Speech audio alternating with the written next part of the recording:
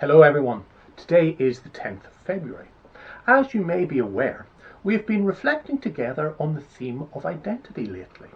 When you stop and think about it, isn't it weird how sometimes a part of your identity can play a bigger role in your experience of life than it should? Think about left-handed people. You may be one of them. It used to be that left-handed children were squeezed by schools into learning to write right-handed. On occasion, a ruler was used to try to achieve the desired outcome. What was that all about? In some areas of Asia today, naturally left-handed children are forced to become right-handed because left-handedness is associated with bad luck. In lots of languages, the term that means right lines up with what is legal, proper, decent, above board, while left is hitched to what is suspect and dodgy, dubious and shady. Do you want someone to pay you a left-handed compliment? And there are everyday issues to overcome in being left-handed. For example, scissors have been around in some form or another for nearly 4,000 years.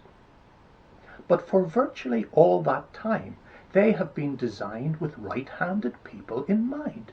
You can understand why. Still, it's pretty amazing that left-handed scissors were only thought of towards the end of the 20th century. I'm pretty sure that for most of my life, I wasn't even aware that left-handed people couldn't use, what do we even call them? Normal, traditional, regular, majority-handed scissors? Sometimes part of your identity can contribute to you being discriminated against and implicitly designated as abnormal, as well as being overlooked and disregarded. There are variations on this theme as different aspects of identity are latched onto.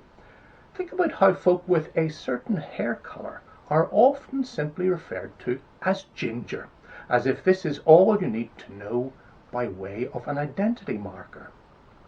It's been said that Gingerism, as it's termed, is the last publicly accepted form of prejudice. Now, some might think this is just another example of PC gone mad. But maybe there's a bit more to gingerphobia than meets the eye. Did you know that not that long ago, a 20-year-old was stabbed in the back for being ginger? That a family had to move house not once but twice because they were singled out and then hounded out on account of their ginger hair. In recent enough years, a teenager was attacked and left with serious head injuries and a broken arm. When arrested, the assailant said they'd done it because the teenager was ginger. Isn't that all incomprehensibly crazy? There may be an explanation, though. Some academics suggest that because in Britain it's the Celtic peoples who tend to be fairer and more ginger, these sorts of seemingly irrational events are actually a residual modern manifestation of a deep-seated anti-Celt animosity that is triggered by the sight of ginger hair and goes all the way back to Roman Britain when the Celts were the implacable foe of the new order and could be attacked on sight. Make of that what you will, but it is surely undeniable that looking back, we have treated people perceived as different on account of some intrinsic aspect of their identity in bizarre ways, sometimes driven by deep fears and phobias and historic conditioning. Let me ask you a question. If a group took a decision that left-handed folk should be offered the chance to have right-handed conversion therapy and that some level of othering of ginger-haired folk was unavoidable on religious grounds, what would you think? Some years ago, a leading supermarket was pressured to withdraw a Christmas card. If you don't remember the story, the card showed a red-haired child sitting on Santa's knee.